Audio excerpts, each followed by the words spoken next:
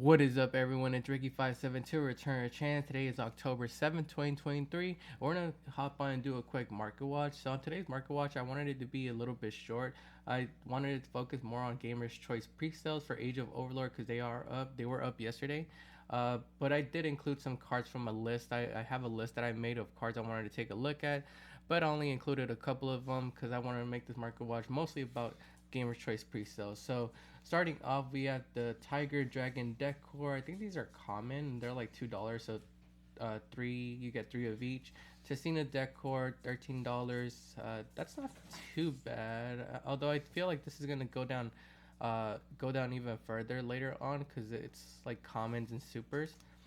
We have the Horus Decor. This was actually setting for 130, and then it went up to 150, and it's still getting bought out. So yeah, it looks like people are picking up that Horus Decor. We have Supreme King Decors at 13. We have the Sinful Spoils Decor. I'm not sure why this is so expensive, $300, and I thought it was including like quarter century. Oh wait. Oh, that's why it has the deal both star. Okay, that makes sense. I don't know why I thought Deal Star and Sinful Spoils, Snake Eyes or whatever were like different like archetypes or something, but it looks like they're all like the same and including it all in one package. So I guess that makes sense because it has these and it has the wanted poster thing, which are secret rares, and I think they're expensive. So I guess $300 makes sense, but I don't know. I feel like that's gonna drop down in price too. We have the Visa's Veta Decor. This is $50. I think that's gonna drop down too. TG Decor. I would wait and let this drop in price. Then we have the Watt Decor at $3. I think these are all common. So yeah, that's it for the decors. Now we're gonna be taking a look at some of the quarter centuries. So for the quarter centuries, we have Mendium, Triscutla, Triscut, Trisukta, Manadium Trisukta. I actually think this is a good synchro monster. It basically, if you synchro summon it, it lets you summon a tuner monster in your graveyard, and special summon it. So, yeah, I think that's pretty good. But at $70, I think it's too high. I think that's gonna drop down. SP Little Knight sold out at like $300. I think I saw it at like $200 at first, and then it got sold out there, and it looks like it's still getting sold out at the $300 price point, which is pretty crazy. But yeah, I think this is gonna drop down in price. I think all of these are gonna drop down in price. Deal Star, the Black Witch, 150. We have Super Star Slayer, Typhoon, Sky Crisis, basically Zeus's brother, $200. Magician of Bonds and Unity, $150. Darkhold Dragon, $50. Beast of Samsara, $80. King Sarcophagus at $100. Vanquish Soul, Jiao Long at $80. I think I saw this at 60 and I was getting bought, so I guess they put more in stock and now it's at 80. This one I remember was around $100 and it's still being sold out at $130, which is pretty crazy. I think this one might stick around like that $120 price point because Labyrinth is expected to be one of those decks that's gonna perform this upcoming format. We had Duomatif, Blessings of Horus at $60. Original Sinful Spoils Snake Eye at $80. We have the Wanted poster Seeker of Sinful Spoils. This one's $150. Snake Eyes Flamber's Dragon, $50. Full Armor Dark Knight Lancer, $40. Divine Temple of the Snake Eye, $40. We have Inferno Flame Banshee at $50. Emissary Glory of the Horus at $120. I feel like this one's is at a good price. This one's like the one you play three of and the one that searches you the sarcophagus. So I feel like this one might be a good buy if it drops down to like $80-$90 because I could see it going up to like the $120 price point at its highest. But we'll see what happens then. We have Testina, the Divinity of Death Feast, Darkness, $40. Odd Eyes Arcry Dragon, $40. Tainted of the Testina, $40. TG Blaster, $30. TG Over Dragonair, $30. TG Limiter Removal at $30. It looks like TGs have a lot of core entries. And it's TG's Rocket Salamander at $40. I feel like these are going to be like $20 quarter centuries later on, maybe even $15. But yeah, that's it for the quarter century. Let me know how you guys feel about these. I'm gonna try to stay away from like picking up quarter centuries and like higher rarity stuff because I'm a budget player. But if you guys are picking something up, let me know which one of these you think is a good price for what they are at pre-sale prices right now. I'm pretty sure they're all gonna drop though. Next we have the secret rares. Let's go to secret rares. So SP Little Knight at $80. I think that's pretty high. I feel like it could hit that price point later on once we have like have it impact the game a little bit more. But on release, I think I'm comfortable. I'm more comfortable paying like $50 to $60 for SP Little Knight. $80 is like what I see it hitting max. But we'll see how high it goes or how low it hits on release date. Deal Bolster the Black Witch at $25. We have Arya's the Labyrinth Butler at $15. I don't think this is too bad for a new Labyrinth monster. Uh, it might hit like the $10 price point if you guys wait on it, but I don't think $15 is too much to pay for it. Wanted to Secret Sinful Foils at $60. I think this is a searcher, that's why it's so high. Yeah, it says add one deal Bolster monster from your deck, so yeah, that's pretty high at $60. We have Amnesty, the Glory of Horus, around $30. It's sold out.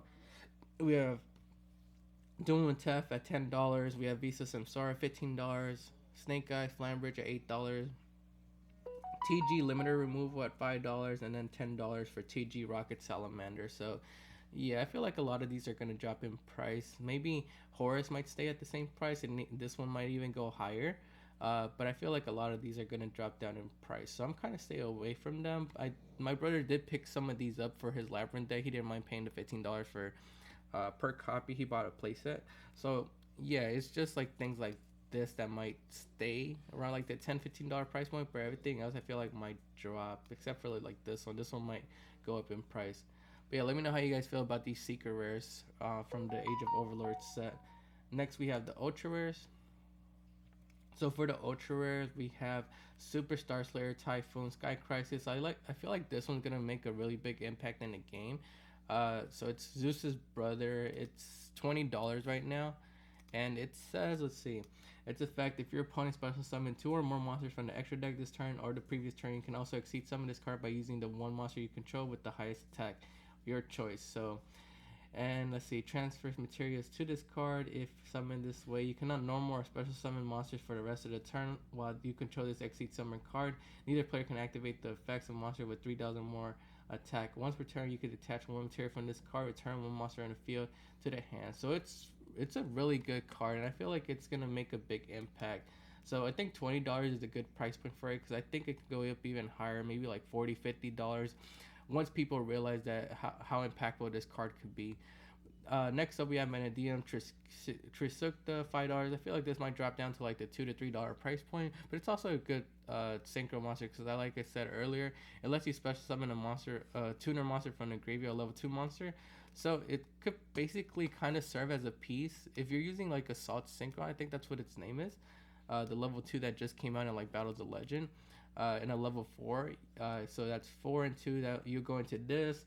Then you could use this card's effect to bring back that tuner, and then synchro for a level 8, maybe like Excel Stardust Synchron. And then with Excel Stardust Synchron, you could bring back that tuner again and go into like Baron the Floor. So I feel like a lot of people might look into this card as a piece to like go into like Baron or something. Original Sinful Foil Snake Eye around like $5-ish. Vanquish Soul, Jowlong, $5. I actually bought some of these because I spelled my secret. But yeah, I did end up buying a Vanquish Soul core, and it's coming probably like in a week or two. I forgot how expensive it was to play Yu-Gi-Oh, but I decided to help the team out and build like a meta or like a better deck, not just like one of my rogue decks that I'd be playing. So I decided to go and build like a more stronger deck, and I decided to go with Vanquish Soul. So I bought the Vanquish Soul core, and I'm gonna be playing Vanquish Soul probably next format. But yeah, I went ahead and bought these two for the new Vanquish Soul deck. $5, I think it's a good price, because I feel like this card might go up in price too later on if Vanquish Soul does good. But if not, I'm still buying them just to play with them. But yeah, then we have King Sarcophagus at $10, Infernal Flame Banshee at $3, 4 Armored Dark Knight Lancer at $2, Dark Cold Dragon $3, Divine Temple the Snake Eye $3, TG Glaive Blaster $2, TG Over Dragonair $3, Odd Eyes Arclight Dragon $3. Tainted of the Testina $2, and then we have the new Testina Exceed at $2. So yeah, a lot of these things are pretty cheap, but the ones I would go after would be probably like Vanquish So Jiaolong and the new Zeus monster. So yeah, let me know how you guys feel about these pre-sales in the ultra rare department. Which one are you guys picking up, or are you guys gonna wait for them to drop in price? Super rares. I mean, a lot of the super rares are like at $1, so I'm not really gonna mention too many of them. Probably the one I would pick up would have been Berphomet, the new fusion monster for the Chimera engine. It was only at $1. I could see it sticking to like $1 or two later on if it does do something in the game. But yeah, a lot of these are gonna stay under $1 for the most part. I'm not gonna go too much to detail with these because they're all like $1. But yeah, you guys could come check them out and buy some of these if you guys do want to pre-order some from GamersChoice. Also use code What's Good 5. It gives What's Good 5 or What's Good 10. It's either What's Good 5 or What's Good 10 to get 5% off, or I think like 10% off your order. So that'll help you a little bit more on like pricing. The comments, yeah, they're like a quarter each. So yeah, I'm not gonna talk too much about them. But yeah, that's gonna be it for Gamers Choice pre-sales. Let me know how you guys feel about them down in the comments below. Which one of these are you guys picking up, or are you just gonna wait for the set to release in like 2 weeks? On to some of the other cards I wanted to mention before I end this market watch though. Void Ogre Dragon, we're specifically looking at the common one because we know the secret rare has gone up in price. We talked about it I think like a week ago.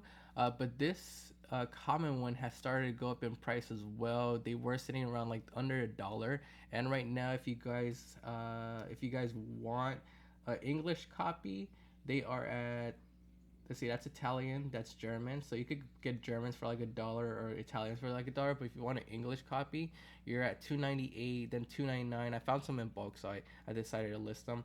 $325, $379, $380.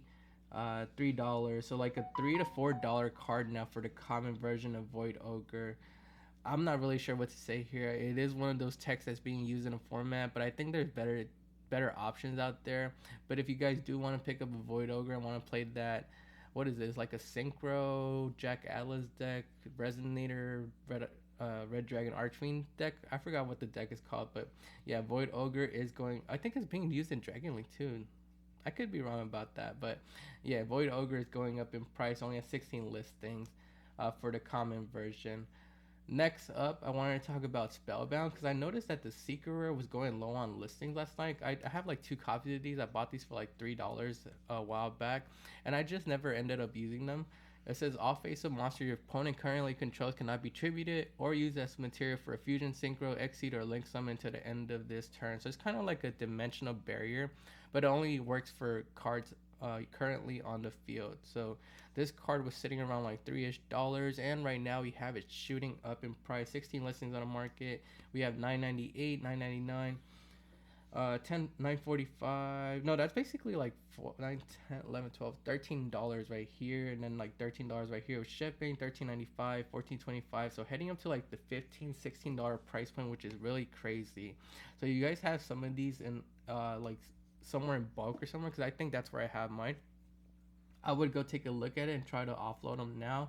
I'm not really sure what deck is going to be playing this, or for what deck this could be used for. Maybe like Unchained might be a good one, because